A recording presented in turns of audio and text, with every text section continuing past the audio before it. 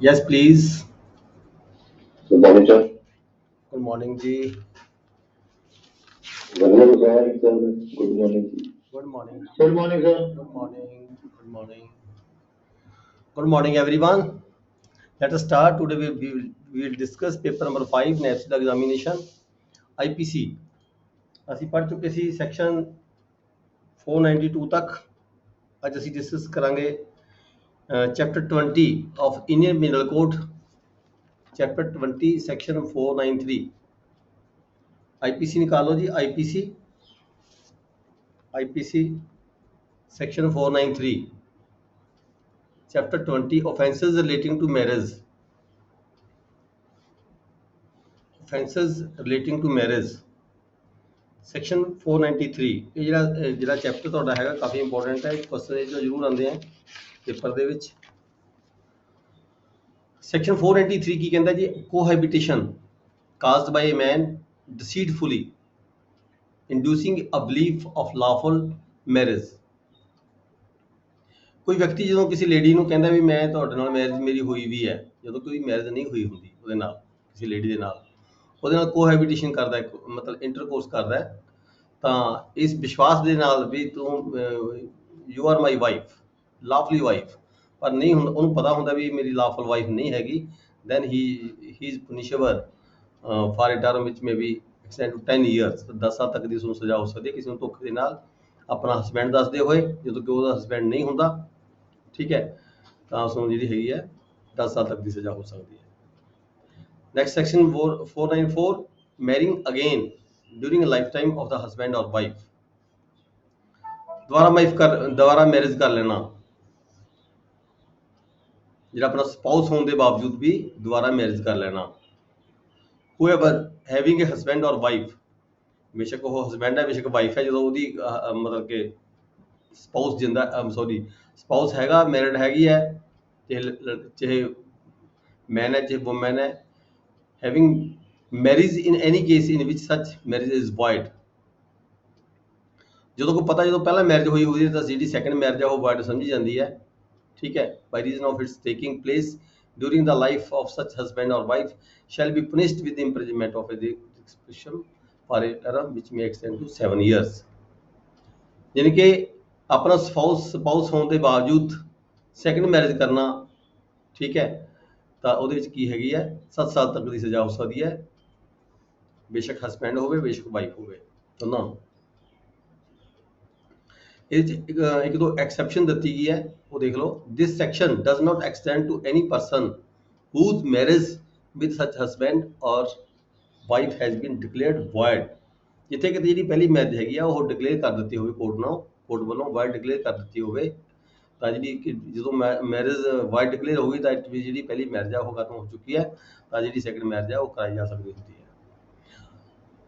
ਇੱਕ exception not to any person, ਇਹ ਜਿਹੜਾ ਸੈਕਸ਼ਨ ਹੈ ਇਹਨਾਂ ਬੰਦਿਆਂ ਨੂੰ ਨਹੀਂ ਲੱਗਦਾ ਕੌਣ ਨੇ। Not to any person who contacts a marriage during the life of a former husband or wife. ਜਦੋਂ ਕੋਈ ਹਸਬੈਂਡ ਜਾਂ ਵਾਈਫ ਲਗਾਤਾਰ 7 ਸਾਲ ਤੋਂ ਮਿਸਪਲੇਸ ਹੋਵੇ, ਮਿਲੇ ਨਾ ਹੋਵੇ ਹਸਬੈਂਡ ਨੂੰ, ਜਾਂ ਵਾਈਫ ਹਸਬੈਂਡ ਨੂੰ ਨਾ ਮਿਲੀ ਹੋਵੇ, ਤੇ ਨਾ ਹੀ ਕਿਸੇ ਰਿਸ਼ਤੇਦਾਰ ਨੂੰ, ਜਿਵੇਂ ਆਪਾਂ ਜਿਹੜਾ ਇਖਰਾਜਨਾਮੇ ਦਾ ਇੰਤਕਾਲ ਕਰਦੇ ਆ ਨਾ, ਉਹੋ ਜਿਹੇ ਕੇਸ ਦੀ ਗੱਲ ਕੀਤੀ ਗਈ ਇਹਦੇ ਵਿੱਚ, ਵੀ 7 ਸਾਲ ਤੋਂ ਲਗਾਤਾਰ ਪਤਾ ਨਾ ਹੋਵੇ ਕਿੱਥੇ ਕਿੱਥੇ ਨਹੀਂ। ਠੀਕ ਹੈ, ਇਹ ਗੱਲ ਡਿਸਕਲੋਜ਼ ਕਰਕੇ ਜਦੋਂ ਕੋਈ ਮੈਨ ਜਾਂ ਵੂਮੈਨ ਮੈਰਿਜ ਕਰਵਾਉਂਦਾ ਕਿਸੇ ਹੋਰ ਦੂਜੇ ਨਾਲ, ਤਾਂ ਉਹਦੇ ਵਿੱਚ ਕੀ ਹੈਗੀ ਆ ਐਕਸੈਪਸ਼ਨ ਹੈਗੀ ਆ, ਤਾਂ ਉਸ ਦੇ ਵਿੱਚ ਇਹ ਜਿਹੜੀ ਸਜ਼ਾ ਉਸਨੂੰ ਨਹੀਂ ਹੋ ਸਕਦੀ ਹੁੰਦੀ,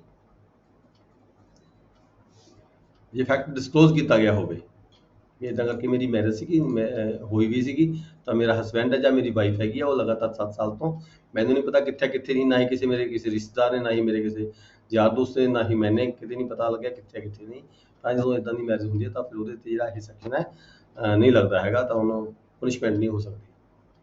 ਨੈਕਸਟ ਹੈ section 495, same offence with concealment of former marriage from person with whom subsequent marriage is contracted।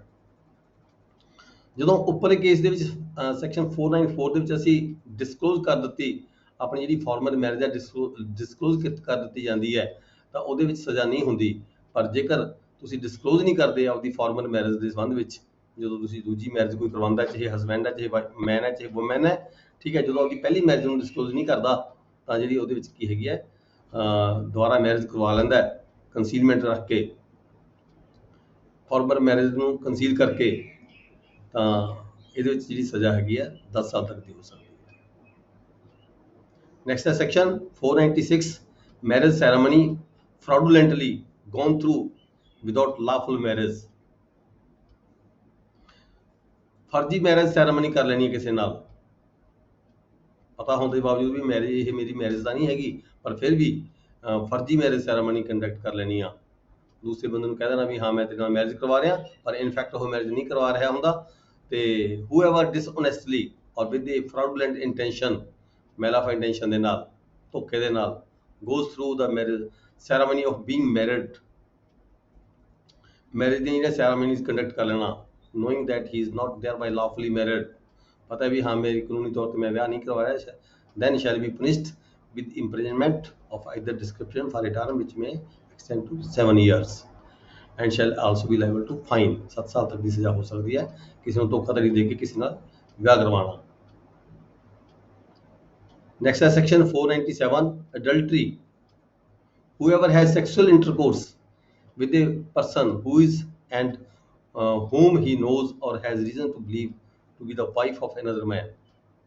ਪਤਾ ਹੋਣ ਦੇ ਬਾਵਜੂਦ ਵੀ ਇਹ ਜਿਹੜੀ ਵਾਈਫ ਕਿਸੇ ਹੋਰ ਵਿਅਕਤੀ ਦੀ ਵਾਈਫ ਹੈਗੀ ਹੈ, ਕਿਸੇ ਹੋਰ ਵਿਅਕਤੀ ਦੀ ਵਾਈਫ ਪਤਾ ਹੋਣ ਦੇ ਬਾਵਜੂਦ ਉਸ ਦੇ ਨਾਲ ਸੈਕਸ਼ੂਅਲ ਇੰਟਰਕੋਰਸ ਕਰਨਾ without the consent of the man, ਉਸ ਵਿਅਕਤੀ ਦੀ ਬਗੈਰ ਕੰਸੈਂਟ ਤੋਂ, ਮਤਲਬ ਕਿ such sexual intercourse not amounting to rape. ਇਹ ਜਿਹੜਾ ਹੈਗਾ, ਕਿਉਂਕਿ ਇਹਦੇ ਵਿੱਚ may be consent of the lady woman ਦੀ ਕੰਸੈਂਟ ਹੁੰਦੀ ਹੋਵੇ, ਇਸ ਕਰਕੇ ਇਸ ਨੂੰ ਰੇਪ ਨਹੀਂ ਕਿਹਾ ਜਾਂਦਾ ਹੈਗਾ, ਬਟ ਇਟ ਇਜ਼ ਅਡਲਟਰੀ, ਇਸ ਨੂੰ ਅਡਲਟਰੀ ਕਿਹਾ ਜਾਂਦਾ ਹੈ, is guilty of the offence of adultery and shall be punished with imprisonment of either description extend to 5 years। ਇੱਥੇ 5 ਸਾਲ ਤੱਕ ਦੀ ਸਜ਼ਾ ਹੋ ਸਕਦੀ ਹੈ ਤੇ ਫਾਈਨ ਵੀ ਹੋ ਸਕਦਾ ਹੈ, ਤੇ ਦੋਨੋਂ ਵੀ ਕੀਤੇ ਜਾ ਸਕਦੇ ਨੇ। ਪਰ ਨਾਲ ਹੀ ਕਿਹਾ ਗਿਆ ਵੀ in such cases the wife shall not be punishable as an abettor। ਜੇ ਕਿਤੇ ਵਾਈਫ ਜਿਹੜੀ ਹੈਗੀ ਹੈ, ਹਸਬੈਂਡ ਦੀ ਜਿਹੜੀ ਵਾਈਫ ਹੈਗੀ ਹੈ, ਉਹ ਅਬੈਟ ਕਰਦੀ ਹੈਗੀ ਹੈ, ਠੀਕ ਹੈ, ਐਸਾ ਕੰਮ ਕਰਨ ਦੇ ਲਈ, ਲੀਗਲ ਐਕਟ ਕਰਨ ਦੇ ਲਈ, ਤਾਂ ਫਿਰ ਪਰ ਇੱਥੇ ਵਾਈਫ ਨੂੰ ਜਿਹੜੀ ਹੈਗੀ ਹੈ ਉਹ ਐਜ਼ ਏ ਅਬੈਟਮੈਂਟ ਜਿਹੜੀ ਹੈਗੀ ਹੈ ਸਜ਼ਾ ਨਹੀਂ ਹੋ ਸਕਦੀ। ਨੈਕਸਟ ਹੈਗਾ section 498, enticing or taking away or detaining with criminal intent or a married woman, ਕਿਸੇ married woman ਨੂੰ ਧੋਖੇ ਦੇ ਨਾਲ ਇੱਧਰ ਉੱਧਰ ਲੈ ਕੇ ਜਾਣਾ ਜਾਂ ਡਿਟੇਨ ਕਰ ਲੈਣਾ, ਕਿਸ ਮਕਸਦ ਦੇ ਲਈ, ਵਿਦ ਇੰਟੈਂਸ਼ਨ, ਤਾਂ ਕਿ ਇਲੀਸਿਟ ਇੰਟਰਕੋਰਸ ਵਿਦ ਐਨੀ ਪਰਸਨ, ਵੀ ਕਿਸੇ ਹੋਰ ਵਿਅਕਤੀ ਦੇ ਨਾਲ, ਮਤਲਬ ਉਹ ਵੇਸਵਾਪਨਾ ਦੇ ਕੰਮ ਕਰਵਾਉਣ ਦੀ ਖਾਤਰ ਕਿਸੇ ਵੂਮੈਨ ਨੂੰ ਉਹਦੇ ਜਿਹੜਾ ਹਸਬੈਂਡ ਹੈਗਾ ਉਹ ਤੋਂ ਦੂਰ ਲੈ ਜਾਣਾ, ਜਾਂ ਉਹਦੀ ਜਿਹਦੀ ਕਸਟਡੀ 'ਚ ਉਹ ਹੈਗੀ ਸੀ ਪਹਿਲਾਂ ਉਹਦੇ ਤੋਂ ਲੈ ਕੇ ਲੈ ਜਾਣਾ, ਇਸਨੂੰ ਡਿਟੇਨ ਕਰ ਲੈਣਾ ਤੇ ਇੱਧਰ ਉੱਧਰ ਲੈ ਜਾਣਾ, ਇਸ ਮਕਸਦ ਦੇ ਨਾਲ ਵੀ ਇਸ ਤੋਂ ਜਿਹੜਾ ਵੇਸਵਾਪਨਾ ਕਰਵਾਇਆ ਜਾਵੇ, ਤਾਂ ਐਸੇ ਵਿਅਕਤੀ ਨੂੰ ਪਨਿਸ਼ੇਬਲ ਵਿਦ ਇੰਪ੍ਰਿਜ਼ਨਮੈਂਟ ਜਿਹੜੀ ਹੈਗੀ ਹੈ 2 ਸਾਲ ਤੱਕ ਦੀ ਸਜ਼ਾ ਹੋ ਸਕਦੀ ਹੈ, ਡਿਟੇਨ ਕਰ ਲੈਣਾ। ਪਰ ਕੰਮ ਕਰਵਾਉਣ ਮਤਲਬ ਕਿ ਉਸਨੂੰ ਅਜੇ ਕੋਈ ਡਿਟੇਨ ਹੀ ਕੀਤਾ ਗਿਆ ਹੈਗਾ ਤੇ ਇੱਧਰ ਉੱਧਰ ਲੈ ਕੇ ਜਾਣਾ ਹੈਗਾ, ਤੇ ਉਸ ਤੋਂ ਜਦੋਂ ਮਤਲਬ ਕਿ ਇੱਦਾਂ ਦਾ ਕੋਈ ਕਾਰਵਾਈ ਸਟਾਰਟ ਨਹੀਂ ਕੀਤੀ, ਠੀਕ ਹੈ, ਐਸੇ ਕੇਸ ਜਿਹੜੀ ਹੈਗੀ ਹੈ ਕਿਸੇ ਵੂਮੈਨ ਨੂੰ ਡਿਟੇਨ ਕਰਕੇ ਲੈ ਕੇ ਜਾਣਾ, ਤਾਂ 2 ਸਾਲ ਤੱਕ ਦੀ ਜਿਹੜੀ ਸਜ਼ਾ ਹੋ ਸਕਦੀ ਹੈਗੀ ਹੈ। ਨੈਕਸਟ ਹੈਗਾ ਕ੍ਰਿਓਲਿਟੀ ਬਾਈ ਹਸਬੈਂਡ ਔਰ ਰਿਲੇਟਿਵ ਆਫ ਦਾ ਹਸਬੈਂਡ। ਬਹੁਤ ਇੰਪੋਰਟੈਂਟ ਸੈਕਸ਼ਨ ਹੈਗੀ ਹੈ, क्वेश्चन अक्सर आंदा रहता है ਇਹਦੇ ਤੇ। Chapter 20A, cruelty by husband or relatives of the husband। Husband ਜਾਂ ਉਹਦੇ ਮਦਰ, ਉਹਦੇ ਫਾਦਰ, ਉਹਦੇ ਭੈਣ ਭਰਾ, ਠੀਕ ਹੈ, ਉਹਦੇ ਵੱਲੋਂ ਕਿਸੇ ਵਾਈਫ ਦੇ ਨਾਲ, ਕਿਸੇ ਲੇਡੀ ਦੇ ਨਾਲ ਕ੍ਰਿਓਲਿਟੀ ਕਮਿਟ ਕਰਨਾ, ਕਾਹਦੇ ਲਈ? 498A, ਇਹ ਨਵਾਂ ਐਡੀਸ਼ਨ ਹੋਇਆ ਹੋਇਆ ਜਿਹੜਾ ਸੈਕਸ਼ਨ ਹੈਗਾ, ਹਸਬੈਂਡ ਔਰ relative of the husband of a woman subjecting her to cruelty, whoever being the husband or the relative of the husband, ਚਾਹੇ ਹਸਬੈਂਡ ਹੋਵੇ, ਚਾਹੇ ਉਹਦਾ ਕੋਈ ਰਿਲੇਟਿਵ ਹੋਵੇ, ਉਹਦਾ ਕੋਈ ਭੈਣ ਭਰਾ ਹੋਵੇ, ਠੀਕ ਹੈ, ਉਹਦੀ ਫਾਦਰ ਮਦਰ ਹੋਵੇ ਜਾਂ ਉਹਦੀ ਕੋਈ ਸਿਸਟਰ ਹੋਵੇ, ਉਹਨਾਂ ਵੱਲੋਂ ਕਿਸੇ ਲੇਡੀ ਦੇ ਨਾਲ ਕ੍ਰਿਓਲਿਟੀ ਕਮਿਟ ਕਰਨਾ, ਤਾਂ ਉਹਦੇ ਵਿੱਚ ਕੀ ਹੈ 3 ਸਾਲ ਤੱਕ ਦੀ ਸਜ਼ਾ ਹੋ ਸਕਦੀ ਹੈ ਕ੍ਰਿਓਲਿਟੀ ਕਮਿਟ ਕਰਨ ਵਾਲੇ ਨੂੰ। ਫਿਰ ਕੁਝ ਐਕਸਪਲੇਨੇਸ਼ਨ ਦਿੱਤੀ ਹੈ ਕ੍ਰਿਓਲਿਟੀ, ਉਹਨੂੰ ਕਲੀਅਰ ਕੀਤਾ ਗਿਆ ਕ੍ਰਿਓਲਿਟੀ ਕੀ ਹੁੰਦੀ ਹੈ। Means any wilful conduct which is of such a nature as is likely to drive the woman to commit suicide। ਕੋਈ ਲੜਕੀ, ਕੋਈ ਵੂਮੈਨ ਮਤਲਬ ਕਿ ਸੁਸਾਈਡ ਕਮਿਟ ਕਰ ਜਾਵੇ, ਇੰਨੀ ਕ੍ਰੂਅਲਟੀ ਉਹਦੇ ਨਾਲ ਕਮਿਟ ਕੀਤੀ ਜਾਵੇ ਤੇ ਉਹ ਕਿਸੇ ਕਾਰਨ ਮਤਲਬ ਕਿ ਨਾ ਸਹਿੰਦੀ ਹੋਈ ਸੁਸਾਈਡ ਕਮਿਟ ਕਰ ਜਾਵੇ, ਅਜਿਹੇ ਕੇਸ ਦੇ ਵਿੱਚ ਜਿਹੜੀ ਇਹ ਸਜ਼ਾ ਦਿੱਤੀ ਗਈ ਹੈ ਹੋ ਸਕਦੀ ਹੈ ਉਸ ਜਿਹਦੇ ਕਾਰਨ ਉਸਨੇ ਕ੍ਰੂਅਲਟੀ ਕਮਿਟ ਕੀਤੀ ਹੈ, ਜਿਸ ਦੇ ਕਾਰਨ ਉਸਨੇ ਸੁਸਾਈਡ ਕਮਿਟ ਕੀਤਾ ਹੈਗਾ, ਜਾਂ ਆਪਦੇ ਆਪ ਨੂੰ ਕੋਈ ਗ੍ਰੇਵ ਇੰਜਰੀ ਕਰ ਲਈ, ਉਸਨੇ ਕੋਈ ਡੇਂਜਰ ਆਪਦੀ ਲਾਈਫ ਨੂੰ ਕੋਈ ਖਤਰਾ ਮਤਲਬ ਕਿ ਪੈਦਾ ਕਰ ਲਿਆ, ਕੋਈ ਇੱਦਾਂ ਦਾ ਕੋਈ ਆਪਦੇ ਆਪ ਦੇ ਕੋਈ ਨਾੜ ਕੱਟ ਲਈ, ਹੋਰ ਕਰ ਲਿਆ ਇੱਦਾਂ ਦਾ, ਠੀਕ ਹੈ, ਮੈਂਟਲੀ ਤੌਰ ਤੇ ਜਾਂ ਫਿਜ਼ੀਕਲੀ ਤੌਰ ਤੇ ਆਪਣੀ ਬੋਡੀ ਨੂੰ ਕੋਈ ਹਰਾਸਮੈਂਟ ਕਰ ਲਈ ਜਾਂ ਸੁਸਾਈਡ ਕਮਿਟ ਕਰ ਲਿਆ।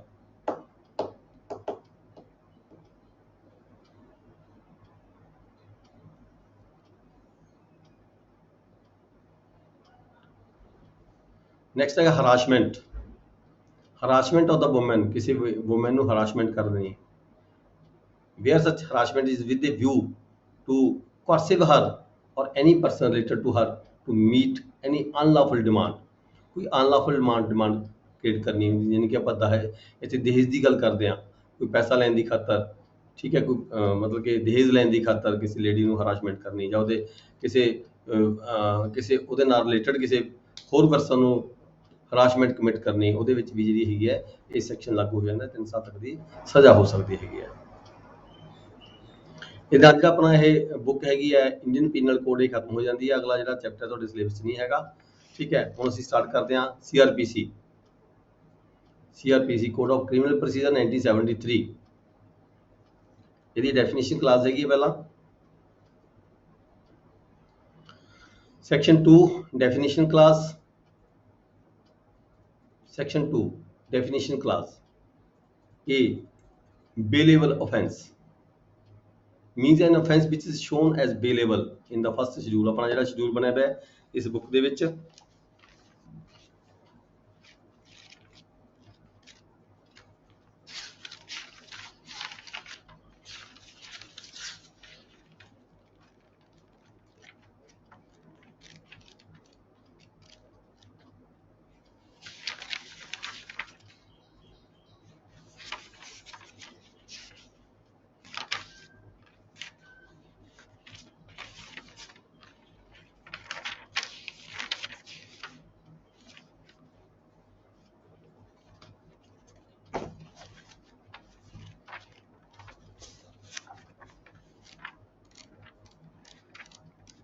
ਇਹ CRPC ਜਿਹੜੀ ਬੁੱਕ ਹੈ ਇਹਦੇ ਪਿਛਲੇ ਪਾਸੇ ਸ਼ਡਿਊਲ ਲੱਗੇ ਹੋਏ ਹੈ।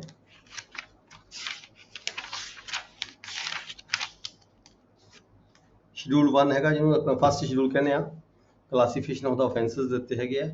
ਉਹਦੇ ਵਿੱਚ ਸਾਰਾ ਦੱਸਿਆ ਹੈਗਾ ਵੀ ਕਿਹੜਾ ਆਫੈਂਸ ਹੈ, ਉਹ ਕਿਹੜੀ ਸੈਕਸ਼ਨ ਦੇ ਤਹਿਤ ਕੀ ਆਫੈਂਸ ਹੈਗਾ, ਠੀਕ ਹੈ, ਉਹਦੀ ਕਿੰਨੀ ਪਨਿਸ਼ਮੈਂਟ ਹੁੰਦੀ ਹੈ, ਕੀ ਜਿਹੜਾ ਆਫੈਂਸ ਹੈ ਇਹ ਕੋਗਨੀਜੇਬਲ ਹੈ ਜਾਂ ਨਾਨ ਕੋਗਨੀਜੇਬਲ ਹੈ, ਬੇਲੇਬਲ ਹੈ ਜਾਂ ਨਾਨ ਬੇਲੇਬਲ ਹੈ, ਬਾਈ ਵਟ ਕੋਰਟ ਟ੍ਰਾਈਬਲ, ਕਿਹੜੀ ਕੋਰਟ ਵੱਲੋਂ ਜਿਹੜਾ ਕੇਸ ਚਲਾਇਆ ਜਾ ਸਕਦਾ ਹੈ, ਠੀਕ ਹੈ। ਇਹ ਫਸਟ ਸ਼ਡਿਊਲ ਦੀ ਜਦੋਂ ਪੂਰੀ ਡਿਟੇਲ ਦਿੱਤੀ ਵੀ ਹੈਗੀ, ਤੁਸੀਂ ਕਿਸੇ ਵੇਲੇ ਪ੍ਰੋਬਲਮ ਤੁਹਾਨੂੰ ਕਿਤੇ ਪੇਪਰ ਦੇ ਵੇਲੇ ਆਉਂਦੀ ਹੈ ਕੋਈ, ਤੁਸੀਂ ਇਹ ਫਸਟ ਸ਼ਡਿਊਲ ਕੱਢ ਕੇ ਦੇਖ ਸਕਦੇ ਹੋ।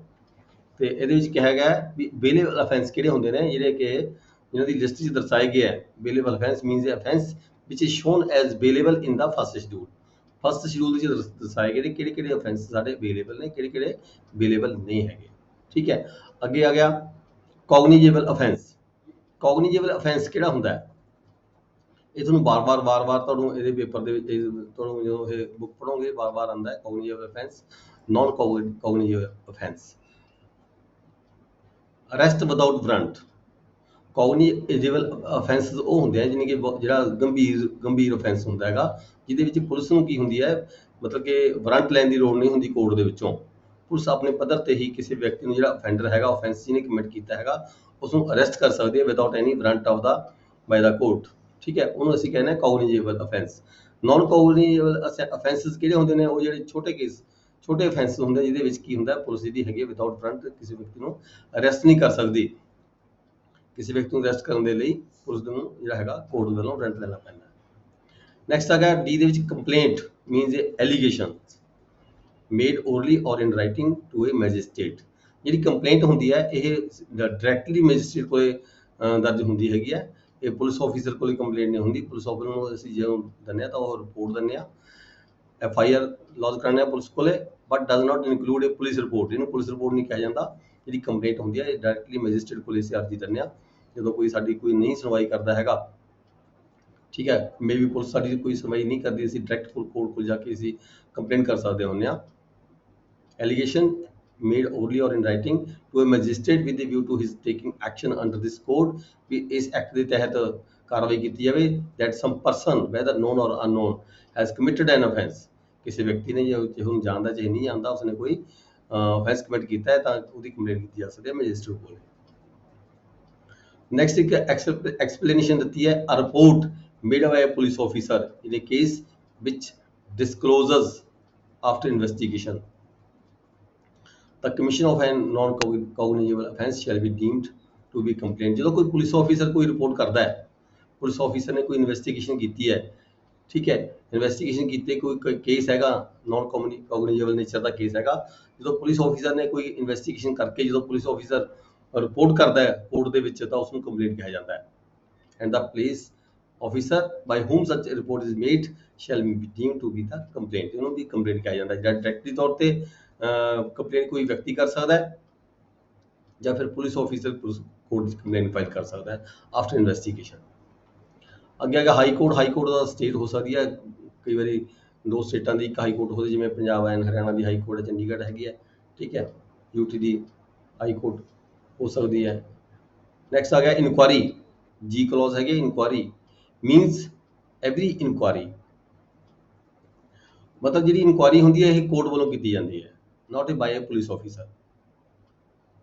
ਪੁਲਿਸ ਆਫੀਸਰ ਕਰਦਾ ਇਨਵੈਸਟੀਗੇਸ਼ਨ, ਠੀਕ ਹੈ ਜੀ। ਜਿਹੜੀ ਇਨਕੁਆਰੀ ਕੀਤੀ ਜਾਂਦੀ ਹੈ ਇਹ ਕੀਤੀ ਜਾਂਦੀ ਹੈ ਕੋਰਟ ਵੱਲੋਂ, means every inquiry other than a trial, trial ਦੇ ਦੌਰਾਨ ਕੋਈ ਇਨਕੁਆਰੀ ਕੀਤੀ ਜਾ ਸਕਦੀ ਹੈ, ਟਰਾਇਲ ਦੇ ਦੌਰਾਨ ਕੰਡਕਟਡ ਅੰਡਰ ਦਿਸ ਕੋਰਟ ਬਾਈ ਮੈਜਿਸਟਰੇਟ ਔਰ ਦਾ ਕੋਰਟ, ਕੋਰਟ ਵੱਲੋਂ ਜਾਂ ਮੈਜਿਸਟਰੇਟ ਵੱਲੋਂ ਜਿਹੜੀ ਹੈਗੀ ਹੈ ਕੋਈ ਕੇਸ ਦੇ ਵਿੱਚ ਟਰਾਇਲ ਦੌਰਾਨ ਕੋਈ ਨਾ ਕੋਈ ਕਿਸੇ ਵੀ ਵਿਸ਼ੇ ਦੇ ਸੰਬੰਧ ਵਿੱਚ ਕੋਈ ਇਨਕੁਆਰੀ ਕੀਤੀ ਜਾ ਸਕਦੀ ਹੈ, ਕਿਸੇ ਵਿਅਕਤੀ ਨੂੰ ਰਿਪੋਰਟ ਕੀਤਾ ਜਾ ਸਕਦਾ ਹੈ, ਕਿਸੇ ਪਰਸਨ ਨੂੰ ਕਮਿਸ਼ਨ ਨਿਯੁਕਤ ਕਰਕੇ ਭੇਜਿਆ ਜਾ ਸਕਦਾ ਹੁੰਦਾ ਹੈ, ਉਸ ਨੂੰ ਕੀ ਕਹਿੰਦੇ ਅਸੀਂ ਇਨਕੁਆਰੀ ਕਿਹਾ ਜਾਂਦਾ ਹੈਗਾ। then ਹੈਗਾ ਐਚ ਕਲੌਜ਼ ਇਨਵੈਸਟੀਗੇਸ਼ਨ। ਇਨਵੈਸਟੀਗੇਸ਼ਨ ਕੌਣ ਕਰਦੇ? ਪੁਲਿਸ ਆਫੀਸਰ ਕਰਦੇ ਹੈ ਕਿਸੇ ਵੀ ਕੇਸ ਦੇ ਸੰਬੰਧ ਵਿੱਚ।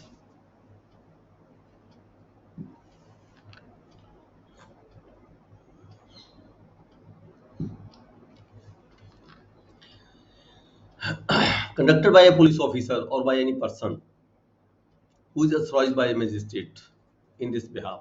ਜਨਰਲੀ ਤੌਰ ਤੇ ਜਿਹੜੀ ਇਨਵੈਸਟੀਗੇਸ਼ਨ ਕਰਦੇ ਆ ਪੁਲਿਸ ਵੱਲੋਂ ਕੀਤੀ ਜਾਂਦੀ ਹੈਗੀ ਆ, ਠੀਕ ਹੈ। ਜਦੋਂ ਕੋਈ ਵੀ ਅਫੈਂਸ ਕਮਿਟ ਹੁੰਦਾ ਹੈਗਾ ਉਹਦੀ ਅਫੈਂਸ ਨੂੰ ਮਤਲਬ ਕਿ ਕਲੀਅਰ ਕਰਨ ਦੀ ਖਾਤਰ ਇਨਵੈਸਟੀਗੇਸ਼ਨ ਚੱਲਦੀਆਂ ਰਹਿੰਦੀਆਂ ਨੇ, ਆਪਾਂ ਦੇਖਦੇ ਹਾਂ ਰੋਜ਼ ਰੂਟੀਨ ਦੇ ਵਿੱਚ। ਨੈਕਸਟ ਹੈਗਾ ਜੁਡੀਸ਼ੀਅਲ ਪ੍ਰੋਸੀਡਿੰਗਸ। ਕੋਰਟ ਦੇ ਵਿੱਚ ਜਦੋਂ ਕੋਈ ਕਾਰਵਾਈ ਚੱਲਦੀ ਹੈ, includes any proceeding in the course of which evidence is or may be legally taken on oath। Judicial proceeding ਕੀ ਹੁੰਦੀ ਹੈ? ਜਦੋਂ ਕੋਰਟ ਦੇ ਵਿੱਚ ਮਤਲਬ ਕਿ ਕੇਸ ਚੱਲਦਾ ਹੈਗਾ, ਪ੍ਰੋਸੀਡਿੰਗ ਚੱਲਦੀਆਂ ਹੈਗੀਆਂ ਨੇ, ਮੇ ਬੀ ਐਵੀਡੈਂਸ ਲਈ ਜਾਂਦੀ ਹੈ, ਕਿਸੇ ਨੂੰ ਓਥ ਕਮਿਟ ਕਰ ਓਥ ਆਫਟਰ ਓਥ ਕੋਈ ਗਵਾਹੀ ਲਈ ਜਾਂਦੀ ਕਿਸੇ ਵਿਅਕਤੀ ਤੋਂ, ਉਹ ਸਾਰੀਆਂ ਜਿਹੜੀਆਂ ਹੈਗੀਆਂ ਨੇ ਉਹ ਜੁਡੀਸ਼ੀਅਲ ਪ੍ਰੋਸੀਡਿੰਗ ਕਹਿਲਾਉਂਦੀਆਂ ਨੇ। Local jurisdiction. ਲੋਕਲ ਜੁਰਿਸਡਿਕਸ਼ਨ ਕੀ ਹੈ? ਕੋਰਟ ਦੀ ਜਿਹੜੀ ਜੁਰਿਸਡਿਕਸ਼ਨ ਹੁੰਦੀ ਹੈ, ਕਿਹੜਾ ਅਧਿਕਾਰ ਖੇਤਰ ਕੋਰਟ ਦਾ ਹੈਗਾ ਆਪਾਂ ਨੂੰ ਪਤਾ ਹੀ ਹੈ ਸਾਰਿਆਂ ਨੂੰ, ਠੀਕ ਹੈ, ਉਸ ਨੂੰ ਲੋਕਲ ਜੁਰਿਸਡਿਕਸ਼ਨ ਕਿਹਾ ਜਾਂਦਾ ਹੈਗਾ। ਕਿਹੜੀ ਕੋਰਟ ਕਿਹੜੇ ਕਿਹੜੇ ਪਿੰਡ ਉਸ ਨੂੰ ਕਿਹੜੇ ਕਿਹੜੇ ਥਾਣੇ ਕਿਸ ਕੋਰਟ ਨੂੰ ਦਿੱਤੇ ਗਏ ਹੈ, ਉਹਨਾਂ ਥਾਣਿਆਂ ਦੇ ਕੇਸ ਕਿਹੜੀ ਕਿਹੜੀ ਕੋਰਟ ਨੇ ਕਿਹੜੇ ਥਾਣੇ ਦੇ ਕੇਸਿਸ ਜਿਹੜੇ ਹੈਗੇ ਆ ਉਹਨਾਂ ਦੀ ਪ੍ਰੋਸੀਡਿੰਗ ਲੈਣੀਆਂ ਨੇ, ਉਹਨੂੰ ਲੋਕਲ ਜੁਰਿਸਡਿਕਸ਼ਨ ਕਿਹਾ ਜਾਂਦਾ ਹੈਗਾ। ਨੈਕਸਟ ਆ ਗਿਆ ਆਈ ਨॉन ਕੋਗਨੀਜੇਬਲ ਅਫੈਂਸ। ਉਹ ਅਫੈਂਸ ਜਿਹਦੇ ਵਿੱਚ ਆਪਾਂ ਪਹਿਲਾਂ ਗੱਲ ਕਰ ਚੁੱਕੇ ਉੱਪਰ, ਜਿਹਦੇ ਵਿੱਚ ਜਿਹੜੀ ਕੋਰਟ ਹੈਗੀ ਹੈ ਕਿਸੇ ਵਿਅਕਤੀ ਨੂੰ ਅਰੈਸਟ ਕਰਨ ਦੀ ਖਾਤਰ ਮਤਲਬ ਕਿ ਕੰਪੀਟੈਂਟ ਅਥਾਰਟੀ ਤੋਂ, ਯਾਨੀ ਕਿ ਕੋਰਟ ਤੋਂ ਜਿਹੜੀ ਪਰਮਿਸ਼ਨ ਲੈਣੀ ਪੈਂਦੀ ਹੈ। ਇਹ police officer has no authority to arrest without warrant. Warrant ਲੈਣੇ ਪੈਂਦੇ ਕੋਰਟ ਤੋਂ, ਤਦ ਹੀ ਮਤਲਬ ਕਿ ਕਿਸੇ ਵਿਅਕਤੀ ਨੂੰ ਅਰੈਸਟ ਕੀਤਾ ਜਾ ਸਕਦਾ ਹੈ। ਇਹ ਕੀ ਹੁੰਦਾ ਹੈ? ਨॉन ਕੋਗਨੀਜੇਬਲ ਅਫੈਂਸ, ਯਾਨੀ ਕਿ ਜਿਹੜੇ ਅਫੈਂਸ ਹੁੰਦੇ ਨੇ ਇਹ ਜ਼ਿਆਦਾ ਵੱਡੇ ਗੰਭੀਰ ਅਫੈਂਸ ਨਹੀਂ ਹੁੰਦੇ, ਛੋਟੇ ਅਫੈਂਸਿਸ ਹੁੰਦੇ ਆ, ਜਿਹਦੇ ਵਿੱਚ ਹੈਗੀ ਹੈ ਪਰਮਿਸ਼ਨ ਲੈ ਕੇ ਕੋਰਟ ਤੋਂ ਹੀ ਕਿਸੇ ਵਿਅਕਤੀ ਨੂੰ ਅਰੈਸਟ ਕੀਤਾ ਜਾ ਸਕਦਾ ਹੁੰਦਾ। ਨੈਕਸਟ ਆ ਗਿਆ ਅਫੈਂਸ। ਅਫੈਂਸ ਕੀ ਹੁੰਦਾ ਹੈ? ਕੋਈ ਐਕਟ ਨੂੰ ਕਮਿਟ ਕਰਨਾ ਜਾਂ ਕਿਸੇ ਮਤਲਬ ਕੋਈ ਓਮਿਸ਼ਨ ਕਰਨੀ ਜਾਂ ਕੋਈ ਕੰਮ ਨਾ ਕਰਨਾ ਜਿਹੜਾ ਲੀਗਲੀ ਤੌਰ ਤੇ ਕਰਨਾ ਬਣਦਾ ਹੁੰਦਾ ਹੈ, ਠੀਕ ਹੈ। ਮੇਡ ਪਨਿਸ਼ੇਬਲ ਬਾਈ ਐਨੀ ਲਾ for the time you force, ਉਸ ਨੂੰ ਅਸੀਂ ਕੀ ਕਹਿੰਦੇ ਆ? ਅਫੈਂਸ ਕਹਿੰਦੇ ਆ। ਚਾਹੇ ਤਾਂ ਕੋਈ ਐਕਟ ਕਮਿਟ ਕਰ ਦਿੱਤਾ, ਚਾਹੇ ਜਿਹੜਾ ਕੋਈ ਐਕਟ ਕਰਨਾ ਸੀਗਾ ਉਹ ਨਹੀਂ ਕੀਤਾ, ਜਿਵੇਂ ਕਿਸੇ ਦੀ ਕੋਈ ਡਿਊਟੀ ਲੱਗੀ ਹੁੰਦੀ ਹੈ, ਆਪਦੀ ਡਿਊਟੀ ਨਹੀਂ ਨਿਭਾਈ, ਮੂੰਹ ਇੱਧਰ ਕਰ ਲਿਆ, ਠੀਕ ਹੈ ਜੀ, ਤੇ ਅਫੈਂਸ ਹੋਣ ਦਿੱਤਾ, ਤਾਂ ਉਹਨੂੰ ਅਸੀਂ ਅਫੈਂਸ ਕਹਿੰਦੇ ਆ। ਬੇਸ਼ੱਕ ਉਹਨੇ ਅਫੈਂਸ ਆਪ ਕਮਿਟ ਨਹੀਂ ਕੀਤਾ, ਪਰ ਉਸਨੇ ਕੋਈ ਕੰਮ ਨੂੰ ਜਿੱਥੇ ਉਹਦੀ ਡਿਊਟੀ ਲੱਗੀ ਸੀ, ਐਜ ਚੌਕੀਦਾਰ ਵਗੈਰਾ ਲੱਗੀ ਸੀਗੀ, ਉਹਨੇ ਇੱਧਰ ਉੱਧਰ ਆਪਣੀ ਡਿਊਟੀ ਨਾ ਨਿਭਾਉਂਦੇ ਹੋਏ ਤਦ ਵੀ ਉਸ ਵੇਲੇ ਜਿਹੜਾ ਹੈਗਾ offense commit ਕੀਤਾ ਉਸਨੇ। Officer in charge of A police station, ਇਹ ਜਿਹੜਾ ਵੀ ਕਿਸੇ ਥਾਣੇ ਦਾ ਹੈਗਾ ਜਿਹਨੂੰ ਡਿਊਟੀ ਦਿੱਤੀ ਜਾਂਦੀ ਹੈ ਐਜ ਇੰਚਾਰਜ ਦੀ, ਜਿਹਨੂੰ ਕਿ ਸਟੇਸ਼ਨ ਹੈਡ ਆਫੀਸਰ, ਠੀਕ ਹੈ, ਉਹਨੂੰ ਅਸੀਂ ਆਫਿਸ ਇੰਚਾਰਜ ਕਹਿ ਦਿੰਦੇ ਹਾਂ। ਮੇ ਬੀ ਉਹ ਕੋਈ ਕਿਸੇ ਵੀ ਰੈਂਕ ਦਾ ਹੋ ਸਕਦਾ ਹੈ, ਮੇ ਬੀ ਉਹ ਇੰਸਪੈਕਟਰ ਰੈਂਕ ਦਾ ਹੋ ਸਕਦਾ ਹੈ, ਸਬ ਇੰਸਪੈਕਟਰ ਰੈਂਕ ਦਾ ਹੋ ਸਕਦਾ ਹੈ, ਕਿਸੇ ਨੂੰ ਵੀ ਕੋਡ ਮਤਲਬ ਕਿ ਜਿਹੜਾ ਹੈਗਾ as per police authorities, police law, ਠੀਕ ਹੈ, ਕਿਸੇ ਨੂੰ ਵੀ ਜਿਹੜਾ ਹੈਗਾ ਐਸਐਚਓ ਲਗਾਇਆ ਜਾ ਸਕਦਾ ਹੈ। ਨੈਕਸਟ ਹੈ pleader. Pleader when used with reference to any proceeding in any court, ਜਦੋਂ ਕੋਰਟ ਦੇ ਵਿੱਚ ਕੋਈ ਪ੍ਰੋਸੀਡਿੰਗ ਚੱਲਦੀ ਹੈ ਉਸ ਨੂੰ ਜਿਹੜਾ ਪਲੀਡ ਕਰਦੇ ਹੈ ਉਸ ਨੂੰ ਪਲੀਡਰ ਕਿਹਾ ਜਾਂਦਾ ਹੈ। Means A person authorized by or under any law for the time in force to practice in such court, ठीक है जी। नेक्स्ट है police report. Police report means a report forwarded by a police officer to a magistrate, police report कहा जाने। Next आ गया public prosecutor. Police station पता ही है सारिਆਂ ਨੂੰ, ਤੁਹਾਨੂੰ ਦੱਸਣ ਦੀ ਲੋੜ ਨਹੀਂ ਹੈਗੀ। ਪਬਲਿਕ ਪ੍ਰੋਸੀਕਿਊਟਰ, ਪਬਲਿਕ ਪ੍ਰੋਸੀਕਿਊਟਰ ਕੌਣ ਹੁੰਦੇ ਨੇ? ਜਿਹੜੇ ਸਰਕਾਰੀ ਕੇਸ ਪੱਧਰ ਤੇ ਜਿਹੜੇ ਕੇਸ ਹੈਗੇ ਕੋਰਟਾਂ ਦੇ ਵਿੱਚ ਪੈਰਵਾਈ ਕਰਦੇ ਆ, ਉਹਨਾਂ ਨੂੰ ਅਸੀਂ ਪਬਲਿਕ ਪ੍ਰੋਸੀਕਿਊਟਰ, ਯਾਨੀ ਕਿ ਪ੍ਰੋਸੀਕਿਊਸ਼ਨ ਦੇ ਵੱਲੋਂ ਜਿਹੜੀ ਕਾਰਵਾਈ ਕਰਨ ਵਾਲੇ ਜਿਹੜੇ ਵਿਅਕਤੀ ਹੈਗੇ ਆ, ਠੀਕ ਹੈ ਜੀ, ਉਹਨੂੰ ਅਸੀਂ ਪਬਲਿਕ ਪ੍ਰੋਸੀਕਿਊਟਰ ਕਹਿ ਦਿੰਦੇ ਆ। means any person appointed under section 24 and includes any person acting under the directions of the public prosecutor। ਅੱਗੇ ਹੈਗਾ ਸਬ ਡਿਵੀਜ਼ਨ, ਜਿਨਕੇ ਜਿਵੇਂ ਆਪਣੇ ਸਬ ਡਿਵੀਜ਼ਨ ਬਣੀਆਂ ਹੋਈਆਂ ਹੁੰਦੀਆਂ ਨੇ, ਜੁਡੀਸ਼ੀਅਲ ਦੇ ਵਿੱਚ ਵੀ ਇੱਦਾਂ ਬਣੀਆਂ ਹੁੰਦੀਆਂ ਨੇ। ਸੈਸ਼ਨਸ ਡਿਵੀਜ਼ਨ ਬਣੀ ਹੁੰਦੀ ਹੈ, ਜਿਵੇਂ ਆਪਣੇ ਡਿਸਟ੍ਰਿਕਟ ਹੋਣਾ ਹੁੰਦਾ ਹੈ, ਇੱਦਾਂ ਜੁਡੀਸ਼ਰੀ ਦੇ ਵਿੱਚ ਇੱਕ ਹੈਗਾ ਸੈਸ਼ਨ ਡਿਵੀਜ਼ਨ ਹੁੰਦੀ ਹੈ। ਫਿਰ ਆਪਣੇ ਸਬ ਡਿਵੀਜ਼ਨ ਬਣੀਆਂ ਹੁੰਦੀਆਂ ਜਿੱਥੇ ਮੈਂ ਆਪਣੇ ਐਸਡੀਐਮ ਹੈ, ਇਸੇ ਤਰ੍ਹਾਂ ਜੁਡੀਸ਼ੀਅਲ ਦੇ ਵਿੱਚ ਵੀ ਹੈਗੀ ਹੈ ਸਬ ਡਿਵੀਜ਼ਨ ਬਣੀਆਂ ਹੁੰਦੀਆਂ ਨੇ, ਜਿੱਥੇ ਸਬ ਡਿਵੀਜ਼ਨ ਜੁਡੀਸ਼ੀਅਲ ਮੈਜਿਸਟ੍ਰੇਟ ਕਿਹਾ ਜਾਂਦਾ ਉਹਨਾਂ ਨੂੰ। ਸਮਨ case means a case relating to an offence and not being a warrant case। ਇੱਥੇ ਵਾਰੰਟ ਕੱਟਣ ਦੀ ਲੋੜ ਨਹੀਂ, ਸਮਨ ਕੇਸ ਕੇ ਸਮਨ ਤੇ ਹੀ ਬੁਲਾਇਆ ਜਾ ਸਕਦਾ ਕਿਸੇ ਵਿਅਕਤੀ ਨੂੰ, ਸਮਨ ਕੇਸ ਕਿਹਾ ਜਾਂਦਾ ਹੈ। Warrant case means a case relating to an offence punishable with death, imprisonment for life or imprisonment for a term exceeding 2 years। 2 ਸਾਲ ਜਾਂ 2 ਸਾਲ ਤੋਂ ਉੱਪਰ ਦੇ ਜਿਹੜੇ ਕੇਸਿਸ ਨੇ ਜਿਹਨੇ offence ਕਮਿਟ ਕੀਤਾ, ਜਿੱਥੇ 2 ਸਾਲ ਜਾਂ 2 ਸਾਲ ਤੋਂ ਵੱਧ ਜਿਹੜੀ ਸਜ਼ਾ ਹੋ ਸਕਦੀ ਹੈ, ਮੌਤ ਤੱਕ ਦੀ ਸਜ਼ਾ ਕੀਤੀ ਜਾ ਸਕਦੀ ਹੈ, ਉਹਨੂੰ ਵਾਰੰਟ ਕੇਸ ਕਿਹਾ ਜਾਂਦਾ ਹੈ। ਯਾਨੀ ਕਿ 2 ਸਾਲ ਤੋਂ ਘੱਟ ਸਜ਼ਾ ਵਾਲੇ ਜਿਹੜੇ ਕੇਸ ਨੇ ਉਹਨੂੰ ਅਸੀਂ ਸਮਨ ਕੇਸ ਕਹਿ ਦਿੰਦੇ ਹਾਂ, ਜਿਹੜੇ 2 ਸਾਲ ਤੋਂ ਉੱਪਰ ਵਾਲੇ ਕੇਸ ਨੇ ਉਹਨੂੰ ਅਸੀਂ ਵਾਰੰਟ ਕੇਸ ਕਹਿ ਦਿੰਦੇ ਹਾਂ।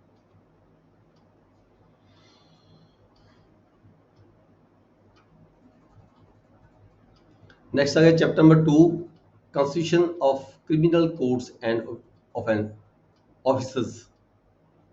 ਕ੍ਰਿਮੀਨਲ ਕੋਰਟਸ ਤੇ ਐਂਡ ਆਫਿਸਰਸ ਕਿਹੜੇ ਹੁੰਦੇ ਨੇ? Classes of the criminal courts.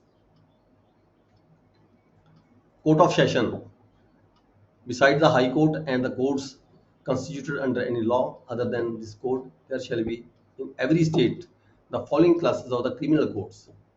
ਇਹ ਵਾਲੀਆਂ ਕਲਾਸਿਸ ਹੁੰਦੀਆਂ ਨੇ ਕ੍ਰਿਮੀਨਲ ਕੋਰਟ ਦੀਆਂ। ਕਿਹੜੀ ਹੁੰਦੀ ਹੈ? ਪਹਿਲੀ ਕੋਰਟ ਹੁੰਦੀ ਹੈ ਸੈਸ਼ਨ ਕੋਰਟ ਹੁੰਦੀ ਹੈ, ਦੂਜੀ ਹੁੰਦੀ ਹੈ ਜੁਡੀਸ਼ੀਅਲ ਮੈਜਿਸਟਰੇਟ ਦਾ ਫਸਟ ਕਲਾਸ, ਠੀਕ ਹੈ ਜੀ, ਤੇ ਤੀਸਰੀ ਆ ਜਾਂਦੀ ਹੈ ਜੁਡੀਸ਼ੀਅਲ ਮੈਜਿਸਟਰੇਟ ਦਾ ਸੈਕੰਡ ਕਲਾਸ, ਤੇ ਫਿਰ ਆ ਜਾਂਦੀ ਹੈ ਜੁਡੀਸ਼ੀਅਲ ਐਗਜ਼ੈਕਟਿਵ ਮੈਜਿਸਟਰੇਟ। ਯਾਨੀ ਕਿ 4 ਤਰ੍ਹਾਂ ਦੇ ਕਲਾਸਿਸ ਦੱਸੀਆਂ ਗਈਆਂ ਨੇ ਇਹਦੇ ਵਿੱਚ। Session court, judicial magistrate first class, second class ਤੇ ਐਗਜ਼ੈਕਟਿਵ ਮੈਜਿਸਟਰੇਟ। ਐਗਜ਼ੈਕਟਿਵ ਮੈਜਿਸਟਰੇਟ ਕੌਣ ਹੁੰਦੇ ਆ? ਐਗਜ਼ੈਕਟਿਵ ਮੈਜਿਸਟਰੇਟ ਜਿਹੜੇ ਐਗਜ਼ੈਕਟਿਵ ਆਫੀਸਰਸ ਹੁੰਦੇ ਆ, ਠੀਕ ਹੈ ਜੀ, ਜਿਵੇਂ ਕਿ ਤੁਸੀਂ ਤਹਿਸੀਲਦਾਰ, ਨਾਇਬ ਤਹਿਸੀਲਦਾਰ, ਐਸਡੀਐਮ, ਏਡੀਸੀ, ਡਿਪਟੀ ਕਮਿਸ਼ਨਰ, ਇਹ ਸਾਰੇ ਐਗਜ਼ੈਕਟਿਵ ਮੈਜਿਸਟਰੇਟ ਹੁੰਦੇ ਆ।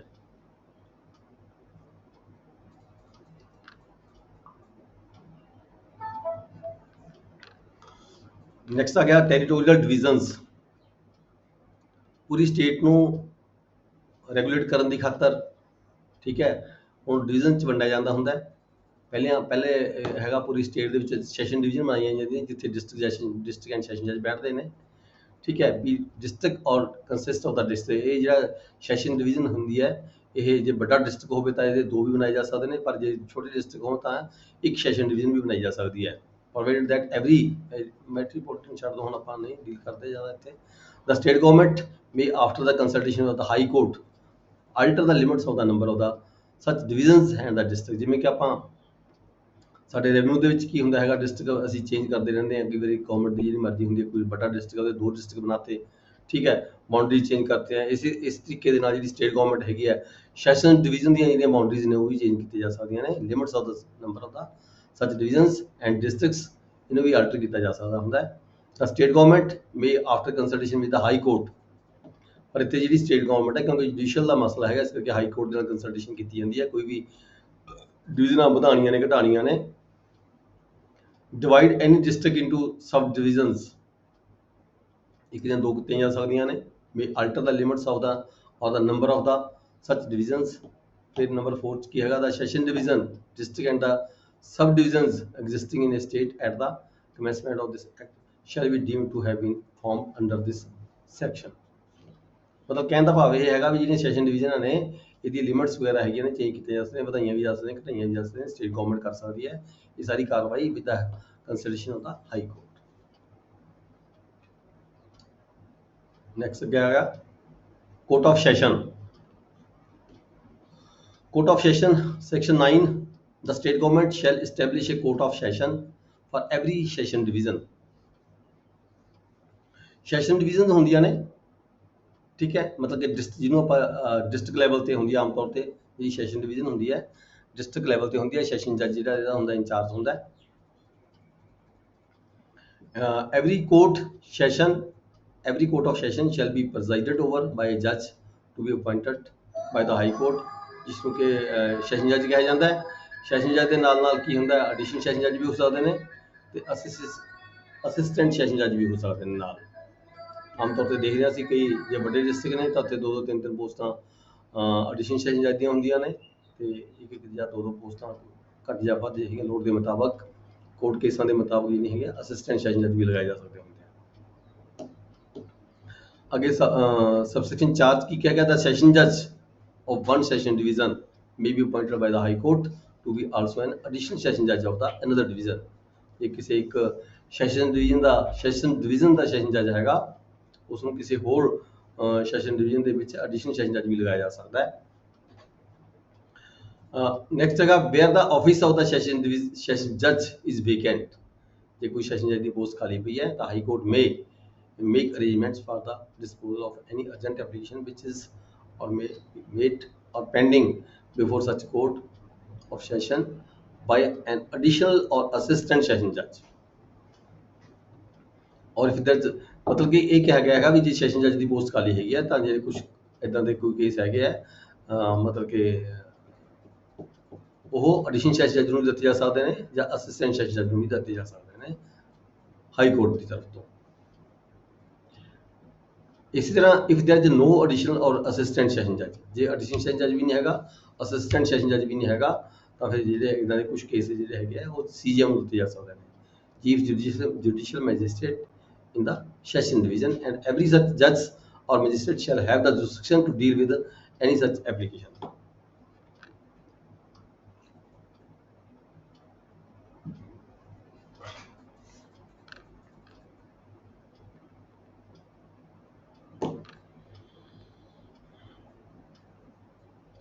सेक्शन 10 हैगा सबऑर्डिनेशन ऑफ असिस्टेंट सैशन जज। मतलब कि ਜਿਹੜੇ ਅਸਿਸਟੈਂਟ ਸੈਸ਼ਨ ਜੱਜ ਹੁੰਦੇ ਨੇ ਇਹ ਸਬਆਰਡੀਨੇਟ ਹੋਣਗੇ ਕਿਹਦੇ ਸੈਸ਼ਨ ਜੱਜ ਦੇ। ਆਲ ਦਾ ਅਸਿਸਟੈਂਟ ਸੈਸ਼ਨ ਜੱਜ shell be subordinate to the session ਜੱਜ ਇਨ ਹੂਜ਼ ਕੋਰਟ ਦੇ exercise jurisdiction। The session judge may from time to time make rules consistent with the court distribution of the business among the assistant session judge। ਜੇ assistant session 2 ਜਾਂ 2 ਤੋਂ ਵੱਧ ਹੈਗੇ ਆ ਕਿਸੇ session division ਦੇ ਵਿੱਚ ਤਾਂ ਜਿਹੜਾ ਹੈਗਾ ਸੈਸ਼ਨ ਜੱਜ ਵੱਲੋਂ ਉਹਨਾਂ ਦਾ ਜਿਹੜਾ ਵਰਕ ਡਿਸਟ੍ਰੀਬਿਊਸ਼ਨ ਹੈ ਜਿਹੜਾ ਉਹ ਕੀਤਾ ਜਾ ਸਕਦਾ ਹੈ। ਕਿਸ ਨੇਚਰ ਦੇ ਕੇਸ ਕੌਣ ਸੁਣੇਗਾ, ਕਿਸ ਨੇਚਰ ਦੇ ਕੇਸ ਕੌਣ ਸੁਣੇਗਾ, ਜਾਂ ਕਿਹੜੇ ਥਾਣੇ ਦੇ ਕੇਸ ਕਿਹੜੇ ਆਫੀਸਰ ਵੱਲੋਂ ਸੁਣੇ ਜਾਂਦੇ ਨੇ, ਕਿਹੜੇ ਥਾਣੇ ਦੇ ਕੇਸ ਕਿਹੜੇ ਆਫੀਸਰ ਵੱਲੋਂ ਸੁਣੇ ਜਾਂਦੇ ਨੇ। ਇਸੇ ਤਰੀਕੇ ਜਿਹੜੀ ਕਲੌਜ਼ 3 ਚ ਕੀ ਕਿਹਾ ਗਿਆ, ਸਬਸੈਕਸ਼ਨ 3 ਸੌਰੀ, ਦ ਸੈਸ਼ਨ ਜੱਜ may also make provision for the disposal of any of urgent applications। ਕੁਝ ਅਰਜੈਂਟ ਐਪਲੀਕੇਸ਼ਨ ਆਉਂਦੀਆਂ ਹੈਗੀਆਂ ਨੇ। In the event of his absence or inability to act by an additional or assistant session judge, or if there is no additional or assistant session judge then by the CJM। Session ਜੱਜ ਜਦੋਂ ਕਹਿੰਦਾ ਵੀ ਮੇਰੇ ਕੋਲ ਕਈ ਵਾਰੀ ਜਿਹੜਾ ਹੈਗਾ ਕੋਈ ਇਦਾਂ ਦੀ ਕੁਝ ਐਮਰਜੈਂਸੀ ਅਰਜੈਂਟ ਐਪਲੀਕੇਸ਼ਨ ਆ ਜਾਂਦੀਆਂ ਨੇ ਤਾਂ ਕਿਹੜੀਆਂ ਐਪਲੀਕੇਸ਼ਨ ਜਿਹੜੀਆਂ ਹੈਗੀਆਂ ਨੇ ਉਹ ਐਡੀਸ਼ਨਲ ਸੈਸ਼ਨ ਜੱਜ ਨੇ ਜਾਂ ਅਸਿਸਟੈਂਟ ਸੈਸ਼ਨ ਜੱਜ ਨੇ ਉਹਨਾਂ ਦੀ ਹਾਜ਼ਰੀ ਦੇ ਗੈਰ ਹਾਜ਼ਰੀ ਦੇ ਵਿੱਚ ਸੀਜੀਐਮ ਨੇ ਸੁਣੀਆਂ ਹੈਗੀਆਂ ਨੇ। ਇਹ ਜਿਹੜਾ ਪ੍ਰੋਵੀਜ਼ਨ ਹੈਗੀ ਆ ਸੈਸ਼ਨ ਜੱਜ ਵੱਲੋਂ ਬਣਾਈ ਜਾ ਸਕਦੀ ਹੁੰਦੀ ਹੈ। ਫਿਰ ਆ ਗਿਆ next section 11 courts of the judicial magistrate. Judicial magistrate ਉੱਪਰ ਆਪਾਂ ਗੱਲ ਕਰ ਰਹੇ ਸੀਗੇ ਸੈਸ਼ਨ ਜੱਜ ਦੀ, ਫਿਰ ਐਡੀਸ਼ਨਲ ਸੈਸ਼ਨ ਜੱਜ ਦੀ, ਅਸਿਸਟੈਂਟ ਸੈਸ਼ਨ ਜੱਜ ਦੀ ਜਾਂ ਫਿਰ ਸੀਜੀਐਮ ਦੀ। ਹੁਣ ਆਇਆ court of judicial magistrate in every district. In every district, there shall be established as many courts of the judicial magistrate of the first class and of the second class, and at such places as the state government may, after consultation with the High Court, by notification specify। ਜਿਹੜੀ state government ਹੁੰਦੀ ਹੈ ਇਹ state government ਵੱਲੋਂ ਨਿਯੁਕਤੀ ਕੀਤੀ ਜਾਂਦੀ ਹੈ with the consultation of the High Court, provided that the state government, after consultation with the High Court, establish for any local area, ਕਿਸੇ ਪਾਰਟਿਕੂਲਰ ਏਰੀਆ ਲੋਕਲ ਏਰੀਆ ਵਾਸਤੇ ਸਪੈਸ਼ਲ ਕੋਰਟ ਵੀ ਲਗਾਈ ਜਾ ਸਕਦੀ ਹੁੰਦੀ ਹੈ, ਬਣਾਈ ਜਾ ਸਕਦੀ ਹੁੰਦੀ ਹੈ। one or more special of the judicial magistrate of the first class, special courts of the judicial magistrate of first class or of the second class to try any particular case, ਕਿਸੇ particular cases ਦੇ ਸੰਬੰਧ ਵਿੱਚ particular class of cases ਦੇ ਸੰਬੰਧ ਵਿੱਚ ਜਿਹੜੀ court ਹੈਗੀ special court ਬਣਾਈ ਜਾ ਸਕਦੀ ਹੈ। where any such special, ਜਿਵੇਂ ਕਿ ਅਸੀਂ ਦੇਖਦੇ ਹਾਂ ਕੁਝ ਸੀਬੀਆਈ ਕੋਰਟਸ ਬਣਾਈਆਂ ਹੁੰਦੀਆਂ ਨੇ, ਕੁਝ ਸਪੈਸ਼ਲ ਕੋਰਟਸ ਬਣਾਈਆਂ ਹੁੰਦੀਆਂ ਨੇ। ਇੱਦਾਂ ਸਟੇਟ ਗਵਰਨਮੈਂਟ ਲੋੜ ਦੇ ਮੁਤਾਬਕ ਜਿਹੜੀ ਹੈਗੀਆਂ ਨੇ ਹਾਈ ਕੋਰਟ ਦੀ ਕੰਸਲਟੇਸ਼ਨ ਨਾਲ ਸਪੈਸ਼ਲ ਕੋਰਟਾਂ ਬਣਾਈਆਂ ਜਾ ਸਕਦੀਆਂ ਨੇ। where any such special courts is established, no other courts of the magistrate in the local area shall have jurisdiction to try any case or class of cases for the trial which such special court, ਜਿਹੜੀ case ਕਹਿੰਦੇ special court ਨੂੰ ਦੇ ਦਿੱਤੇ, ਠੀਕ ਹੈ, ਫਿਰ ਉਹਨਾਂ ਕੇਸਾਂ ਨੂੰ ਜਿਹੜੀ ਹੋਰ ਕੋਰਟ ਜਿਹੜੀ ਹੈਗੀ ਆ ਉਹ ਟਰਾਈ ਨਹੀਂ ਕਰੇਗੀ। The presiding officer of such courts shall be appointed by the High Court। High Court ਵੱਲੋਂ ਨਿਯੁਕਤੀ ਕੀਤੀ ਜਾਂਦੀ ਹੈ presiding officer the. The High Court may, whenever it appears to it to be expedient or necessary, confer the powers of the judicial magistrate of the first class or of the second class on any member of the judicial service of the state functioning as a judge in the civil court।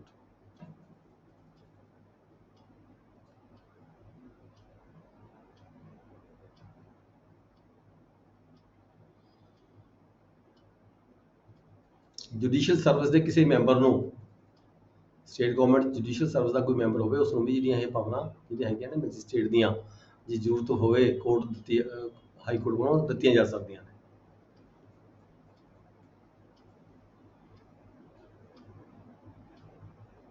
Next ਆ ਗਿਆ section 12 chief judicial magistrate and additional chief judicial magistrate, ਜਿਹਨੂੰ ਆਪਾਂ CGM ਕਹਿੰਦੇ ਨੇ ਆਮ ਤੌਰ ਤੇ, ਠੀਕ ਹੈ, ਬੋਲਚਾਲ ਦੀ ਭਾਸ਼ਾ ਦੇ ਵਿੱਚ ਸੀਜੀਐਮ। ਐਡੀਸ਼ਨਲ ਸੀਜੀਐਮ ਤਾਂ ਮੈਂ ਕਦੇ ਦੇਖਿਆ ਨਹੀਂ ਕਿਸੇ ਇੱਥੇ ਆਪਣੇ ਰੂਟੀਨ ਦੇ ਵਿੱਚ। ਸੀਜੀਐਮ ਦੀ ਪੋਸਟ ਤਾਂ ਹੁੰਦੀ ਹੈ ਜਿਹੜੇ ਸਾਰੇ ਜਿਹੜਾ ਬਾਕੀ ਡਿਸਟ੍ਰੀਬਿਊਟ ਕਰਦੇ ਨੇ।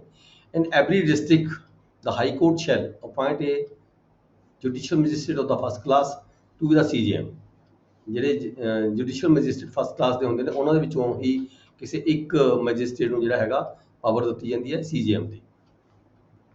High court may appoint any judicial magistrate of the first class to be an additional CGM भी बनाया जा सकता है। Then the High Court may designate any judicial magistrate of the first class in any subdivision as a sub-divisional judicial magistrate। देखो sub division level ਦੀ ਗੱਲ ਕੀਤੀ ਗਈ ਹੈ, ਜਿਵੇਂ ਸਬ ਡਿਵੀਜ਼ਨ ਸੈਸ਼ਨ ਆਪਣਾ ਐਸਡੀਐਮ ਦੀ ਪੋਸਟ ਹੁੰਦੀ ਹੈ, ਇਸੇ ਤਰੀਕੇ ਸਬ ਡਿਵੀਜ਼ਨ ਦੇ ਵਿੱਚ ਜਿਹੜਾ ਮੈਜਿਸਟ੍ਰੇਟ ਹੁੰਦਾ ਫਸਟ ਕਲਾਸ ਜਿਹੜਾ ਮੈਜਿਸਟ੍ਰੇਟ ਹੁੰਦਾ ਉਹਨੂੰ ਡੈਜ਼ਿਗਨੇਟ ਕੀਤਾ ਗਿਆ ਸਬ ਡਿਵੀਜ਼ਨਲ ਜੁਡੀਸ਼ੀਅਲ ਮੈਜਿਸਟ੍ਰੇਟ। ਸਬ ਡਿਵੀਜ਼ਨਲ ਜੁਡੀਸ਼ੀਅਲ ਮੈਜਿਸਟ੍ਰੇਟ ਹੁੰਦਾ ਜਿਹੜਾ ਸਬ ਡਿਵੀਜ਼ਨ ਪੱਧਰ ਤੇ ਜਿਹੜਾ ਮੈਜਿਸਟ੍ਰੇਟ ਹੁੰਦਾ, ਜਿਹੜਾ ਇੰਚਾਰਜ ਹੁੰਦਾ, ਜਿਹਨੂੰ ਕੀ ਕਰੀਏ ਜਿਹੜਾ ਇੰਚਾਰਜ ਜਿਹੜਾ ਜੱਜ ਹੁੰਦਾ ਹੈ ਸਬ ਡਿਵੀਜ਼ਨ ਲੈਵਲ ਤੇ, ਉਸ ਨੂੰ ਕਿਹਾ ਜਾਂਦਾ ਹੈ sub divisional judicial magistrate. Next ਹੈਗਾ ਕਲੌਜ਼ ਸਬਸੈਕਸ਼ਨ 3 ਦੀ clause B, subject to the general control of the chief judicial magistrate. General control ਜਿਹੜਾ ਹੁੰਦਾ ਸੀਜੀਐਮ ਦਾ ਹੁੰਦਾ ਹੈ ਮੈਜਿਸਟ੍ਰੇਟ ਕਲਾਸ 1 ਤੇ ਕਲਾਸ 2 ਦੇ ਉੱਪਰ, ਠੀਕ ਹੈ। ਜਨਰਲ ਕੰਟਰੋਲ ਸੀਜੀਐਮ ਦਾ ਹੁੰਦਾ ਹੈ। Every sub divisional judicial magistrate shall also have the exercise such powers of the supervision general control CGM ਦਾ ਰਹੇਗਾ, ਯਾਨੀ ਕਿ ਡਿਸਟ੍ਰਿਕਟ ਪੱਧਰ ਤੇ ਸੀਜੀਐਮ ਦੀ ਪੋਸਟ ਹੁੰਦੀ ਹੈ, ਪਰ ਫਿਰ ਵੀ ਨਾਲ ਜਿਹੜਾ ਹੈਗਾ ਸੁਪਰਵਿਜ਼ਨ ਕਿਹਦੀ ਰਹੇਗੀ, ਜਿਹੜੇ ਸੈਸ਼ਨ ਇੱਥੇ ਸਬ ਡਿਵੀਜ਼ਨ ਲੈਵਲ ਦੀ ਗੱਲ ਕੀਤੀ ਗਈ ਹੈ। ਸਬ ਡਿਵੀਜ਼ਨ ਲੈਵਲ ਦੇ ਵਿੱਚ ਜਿਹੜੇ ਮੈਜਿਸਟਰੇਟ ਕੰਮ ਕਰਦੇ ਨੇ, may be first class, may be second class, ਉਹਨਾਂ ਉੱਪਰ ਜਨਰਲ ਕੰਟਰੋਲ ਹੁੰਦਾ ਹੈ ਸੀਜੀਐਮ ਦਾ। ਤੇ ਪਰ ਫਿਰ ਵੀ ਸੁਪਰਵਾਈਜ਼ਰੀ ਜਿਹੜੀ ਪੋਸਟ ਹੁੰਦੀ ਹੈ, ਸੁਪਰਵਿਜ਼ਨ ਕੀਤੀ ਜਾਂਦੀ ਹੈ ਕਿਹਦੇ ਵੱਲੋਂ, ਸਬ ਡਿਵੀਜ਼ਨਲ ਜੁਡੀਸ਼ੀਅਲ ਮੈਜਿਸਟਰੇਟ ਵੱਲੋਂ, ਜਿਹੜਾ ਫਸਟ ਕਲਾਸ ਹੁੰਦਾ ਹੈਗਾ, ਜਿਹੜਾ ਇੰਚਾਰਜ ਹੁੰਦਾ ਉਸ ਡਿਵੀਜ਼ਨ ਸਬ ਡਿਵੀਜ਼ਨ ਦਾ, ਉਹਦੇ ਵੱਲੋਂ ਜਿਹੜਾ ਹੈਗਾ ਸੁਪਰਵਿਜ਼ਨ ਕੀਤੀ ਜਾਂਦੀ ਹੈ।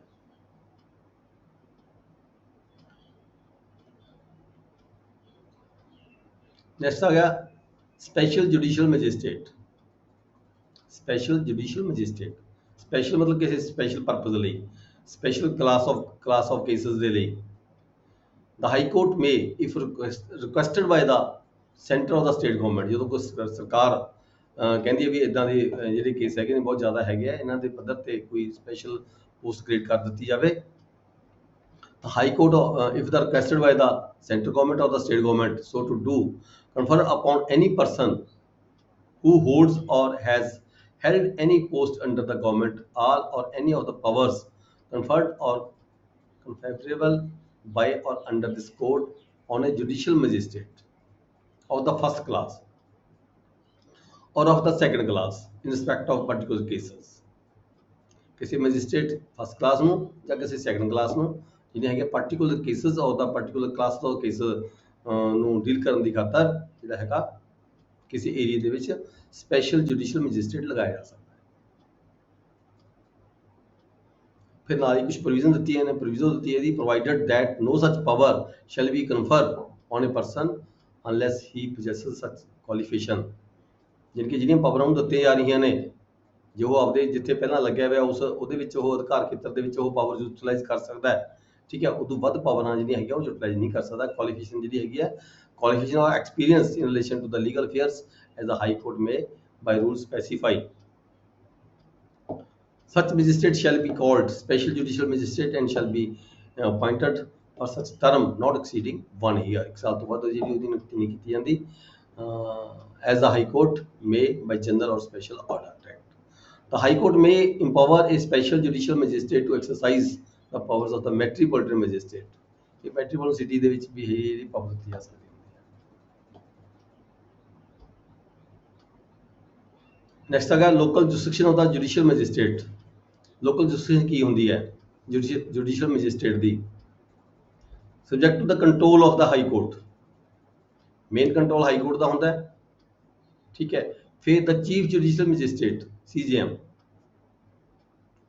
ਸੀਜੀਐਮ ਹੈਂਡਲ ਕਰਦੇ ਨੇ from time to time define the local limits of the areas within which the magistrate appointed under section 11 or 13 may exercise all or any of the powers which they may respectively be invested under this code। ਮਤਲਬ ਕਿ ਜਿਹੜੀ territorial ਜਿਹੜੀ jurisdiction ਹੈਗੀ ਹੈ ਉਹ CGM ਵੱਲੋਂ decide ਕੀਤੀ ਜਾਂਦੀ ਹੈ ਵੀ ਕਿਹੜੇ ਕਿਹੜੇ ਮੈਜਿਸਟ੍ਰੇਟ ਨੇ, ਕਿਹੜੇ ਕਿਹੜੇ ਥਾਣਿਆਂ ਦੇ ਜਿਹੜੇ ਕੇਸਿਸ ਨੇ ਉਹ ਡੀਲ ਕਰਨੇ ਨੇ। ਇਦਾਂ ਜਿਹੜਾ ਵਕਤ ਡਿਸਟ੍ਰੀਬਿਊਟ ਕੀਤਾ ਜਾਂਦਾ ਹੈਗਾ ਸੀਜੀਐਮ ਵੱਲੋਂ ਕੀਤਾ ਜਾਂਦਾ ਹੈ।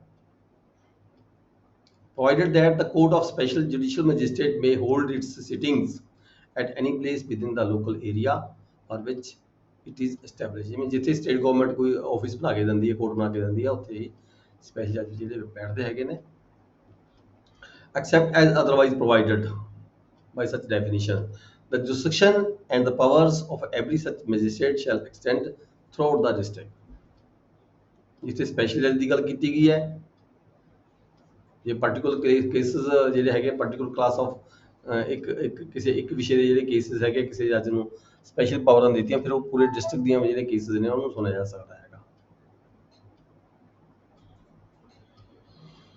Where the local jurisdiction of a magistrate appointed under section 11 and 13 or 18 extends to an area beyond the district or the metropolitan area as the case may be, in which he orderly holds courts।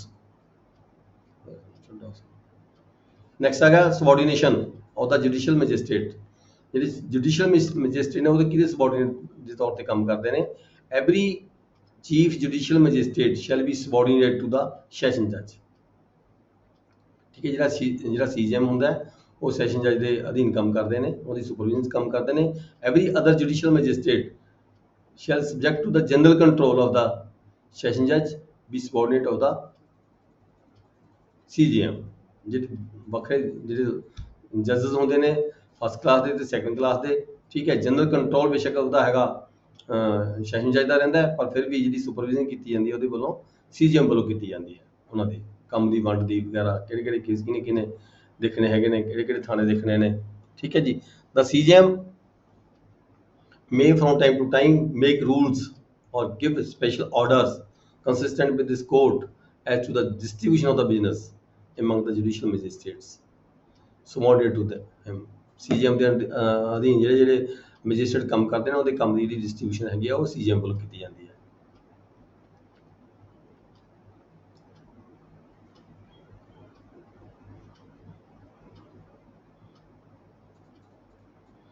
Next ਆ ਗਿਆ section 20, important ਹੈ ਜੀ, ਤੁਹਾਡੇ ਨਾਲ related ਹੈਗਾ।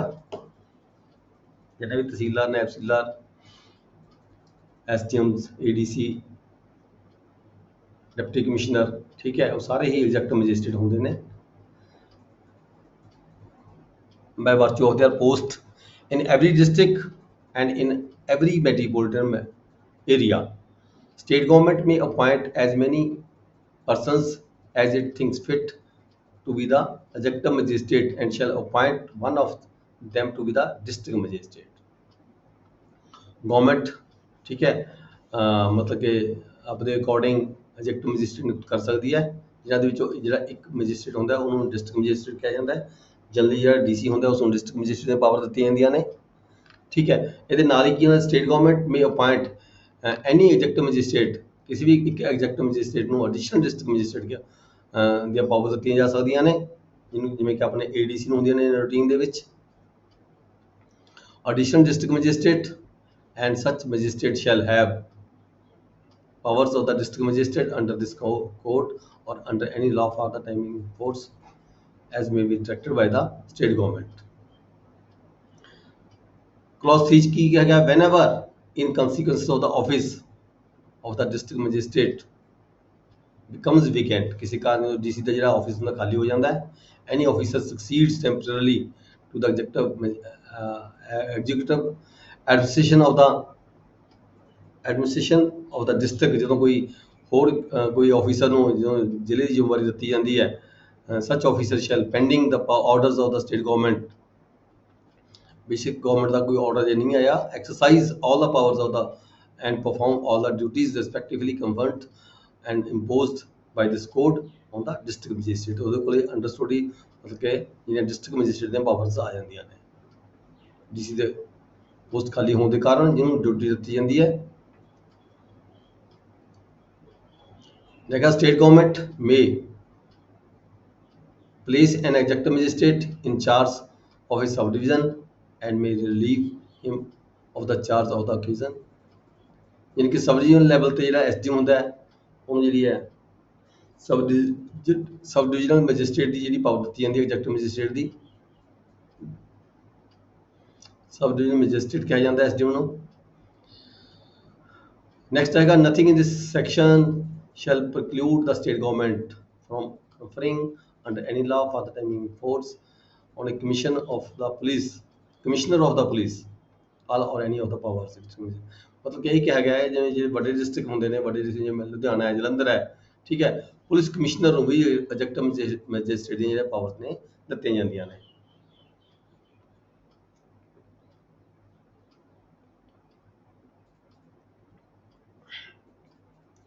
Special executive magistrate, ਜਿਵੇਂ ਕਿ ਅਸੀਂ ਦੇਖਦੇ ਹਾਂ ਰੂਟੀਨ ਦੇ ਵਿੱਚ ਜਦੋਂ ਇਲੈਕਸ਼ਨਸ ਵਗੈਰਾ ਹੁੰਦੀਆਂ ਨੇ, ਠੀਕ ਹੈ, ਉਦੋਂ ਕੁਝ ਆਫਿਸਰਸ ਨੂੰ ਐਜ਼ ਪਰ ਜਿਹੜੀ ਗ੍ਰੇਡ ਦੀ ਕੰਡੀਸ਼ਨ ਹੁੰਦੀ ਹੈ ਉਹਦੇ ਅਕੋਰਡਿੰਗ, ਠੀਕ ਹੈ, ਇਲੈਕਸ਼ਨ ਦੇ ਕੰਮ ਨੂੰ ਨਿਭਾਉਣ ਦੀ ਖਾਤਰ ਕੁਝ ਸਪੈਸ਼ਲ ਐਗਜ਼ੈਕਟਿਵ ਮੈਜਿਸਟ੍ਰੇਟ ਲਗਾਏ ਜਾਂਦੇ ਨੇ। ਉਹ ਇਹ ਸੈਕਸ਼ਨ ਹੈਗਾ 21, ਜਿਹਦੇ ਤਹਿਤ ਅਸੀਂ ਨਿਯੁਕਤੀਆਂ ਕਰਦੇ ਹਾਂ, ਸੈਸ਼ਨ ਜੱਜ ਵੱਲੋਂ ਜਾਂ ਗਵਰਨਮੈਂਟ ਵੱਲੋਂ ਨਿਯੁਕਤੀ ਕੀਤੀ ਜਾਂਦੀ ਹੈ।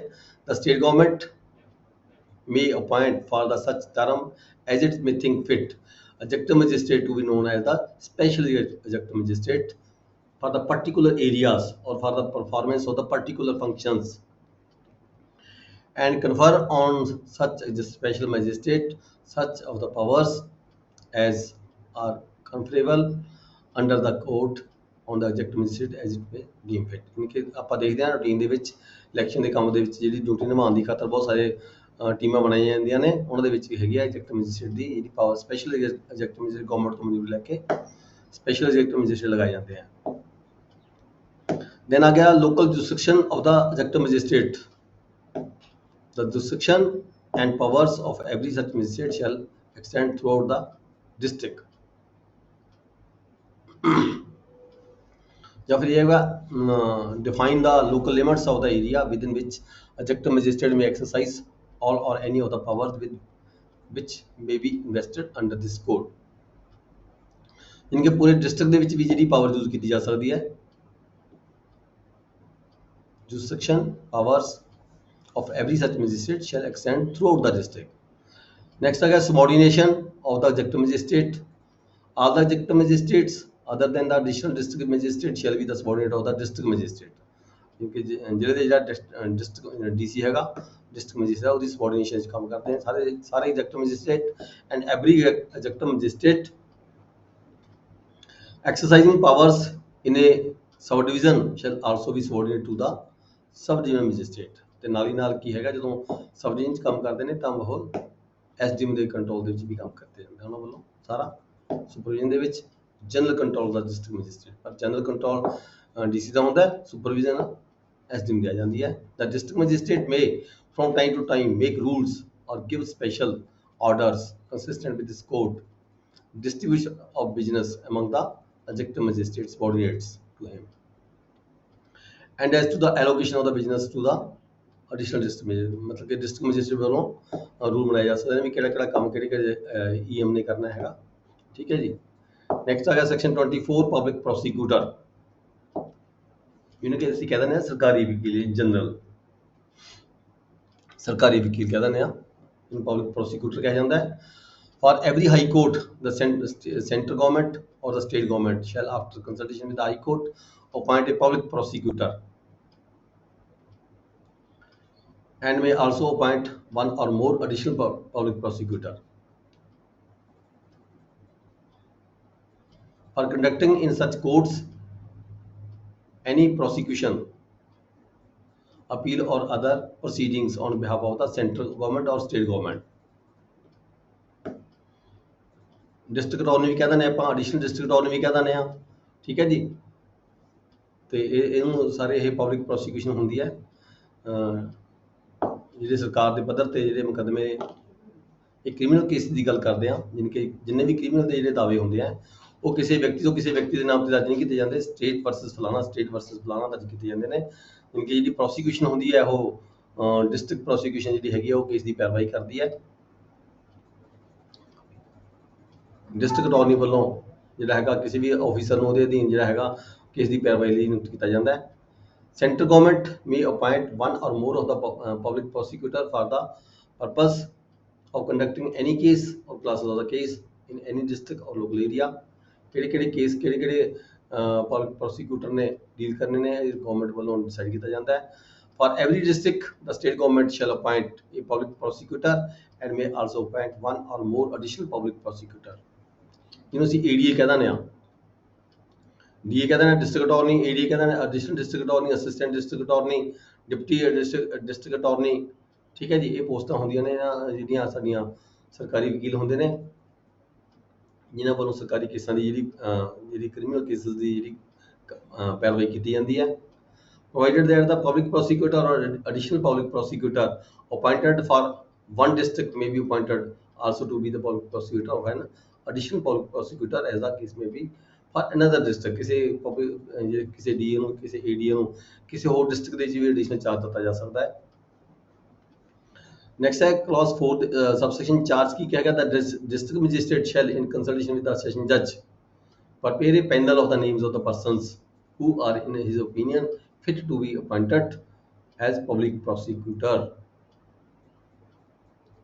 ਡਿਸਟ੍ਰਿਕਟ ਮੈਜਿਸਟ੍ਰੇਟ ਵੱਲੋਂ ਵੀ ਜਿਹੜੀ ਸੈਸ਼ਨ ਜੱਜ ਦੀ ਕੰਸਲਟੇਸ਼ਨ ਦੇ ਨਾਲ ਜਿਹੜਾ ਪੈਨਲ ਭੇਜਿਆ ਜਾਂਦਾ ਹੈ ਪਬਲਿਕ ਪ੍ਰੋਸੀਕਿਊਟਰ ਦੀ ਨਿਯੁਕਤੀ ਵਾਸਤੇ ਔਰ additional public prosecution for the district. No person shall be appointed by the state government as the public prosecutor. ਕੌਣ? ਸਟੇਟ ਗਵਰਨਮੈਂਟ ਵੱਲੋਂ ਉਹਨਾਂ ਵਿਅਕਤੀਆਂ ਨੂੰ as the public prosecutor or the additional public prosecutor for the district unless his name appears in the panel of the names prepared by the district magistrate under subdivision subsequent charge। यानी कि ਕਿਹਾ ਗਿਆ ਵੀ district magistrate ਵੱਲੋਂ ਇਹ ਜਿਹੜੀ ਦੀ panel ਦੀ list ਜਾਂਦੀ ਹੈ, ਕਿਸੇ ਵਿਅਕਤੀ ਨੂੰ ਜਿਹਦਾ ਨਾਮ ਪੈਨਲ ਦੇ ਵਿੱਚ ਨਹੀਂ ਹੈਗਾ ਉਸ ਨੂੰ ਜਿਹੜਾ ਹੈਗਾ ਪਬਲਿਕ ਪ੍ਰੋਸੀਕਿਊਟਰ ਨਿਯੁਕਤ ਨਹੀਂ ਕੀਤਾ ਜਾ ਸਕਦਾ।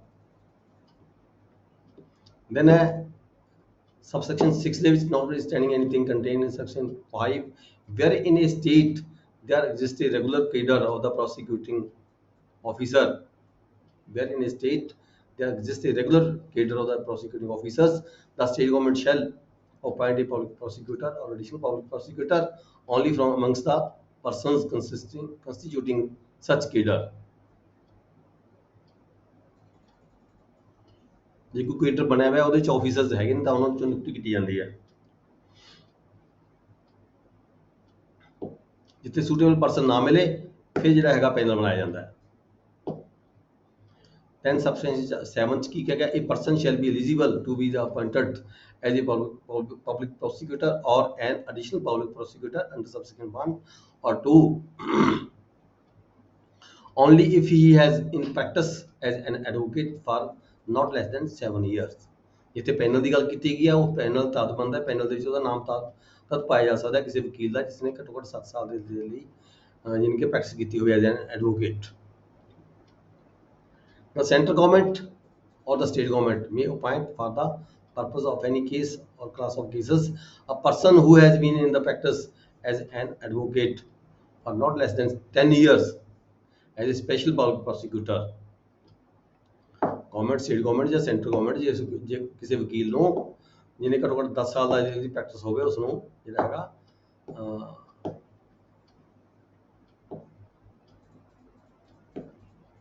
स्पेशल पब्लिक प्रोसिक्यूटर बनाया जा सकता है।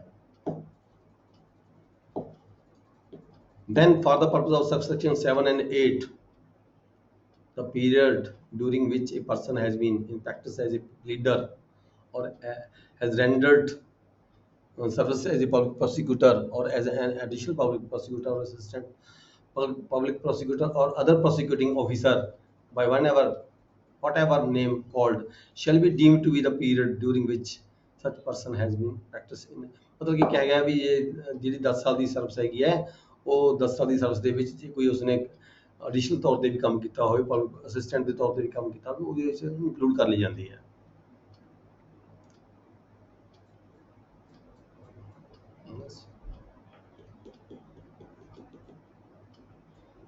ਅਸਿਸਟੈਂਟ ਪਬਲਿਕ ਪ੍ਰੋਸੀਕਿਊਸ਼ਨ ਦੀ ਗੱਲ ਕੀਤੀ ਹੈ। The state government shell appoint in every district one or more assistant public prosecutor, ਜਿਹਨੂੰ ਅਸੀਂ ADA ਕਹਿ ਦਿੰਦੇ ਹਾਂ, for conducting prosecutions in the courts of the magistrate। Central government may appoint one or more assistant public prosecutors for the purpose of conducting any case or class of cases। ਨਾਲ ਹੀ ਕਿਹਾ ਗਿਆ subsection 2 ਦੇ ਵਿੱਚ ਵੀ ਕਿਸੇ police officer ਨੂੰ ਜਿਹੜਾ ਹੈਗਾ assistant public prosecutor ਨਿਯੁਕਤ ਨਹੀਂ ਕੀਤਾ ਜਾ ਸਕਦਾ। Whenever no assistant public prosecutor is available, ਜੇ ਕੋਈ assistant public prosecutor ਨਹੀਂ available ਹੈਗਾ then the district magistrate may appoint any other person to be the assistant public prosecutor in charge of that case। ਕਿਸੇ particular case ਦੀ ਗੱਲ ਕੀਤੀ ਗਈ ਹੈ provided that a police officer shall not be appointed if he has taken any part in the investigation। Investigation part ਕੀਤਾ ਹੋਇਆ participation ਹੋਵੇ ਕਿਸੇ police officer ਦੀ, ठीक है, ਉਹਨੂੰ ਪਬਲਿਕ ਪ੍ਰੋਸੀਕਿਊਟਰ ਨਹੀਂ ਨਿਯੁਕਤ ਕੀਤਾ ਜਾ ਸਕਦਾ। He below the rank of inspector if he is below the rank of inspector, inspector ਦੇ ਰੈਂਕ ਤੋਂ ਘੱਟ ਜੇ ਕੋਈ ਆਫੀਸਰ ਹੁੰਦਾ ਪੁਲਿਸ ਆਫੀਸਰ ਹੈਗਾ, ਠੀਕ ਹੈ, ਉਹਨੂੰ ਨਹੀਂ ਨਿਯੁਕਤ ਕੀਤਾ ਜਾ ਸਕਦਾ।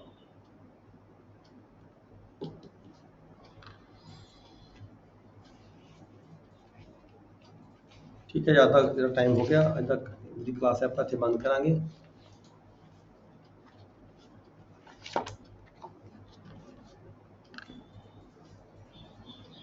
ਕਿਸੇ ਦਾ ਕੋਈ ਕੁਐਸਚਨ ਕਰ ਸਕਦਾ ਹੈ ਜੀ?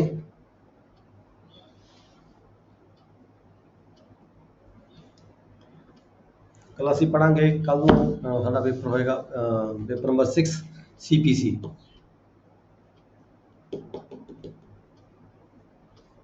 Thank you sir. ओके जी, थैंक यू सर। ओके जी, thank you. Class is over, thank you very much.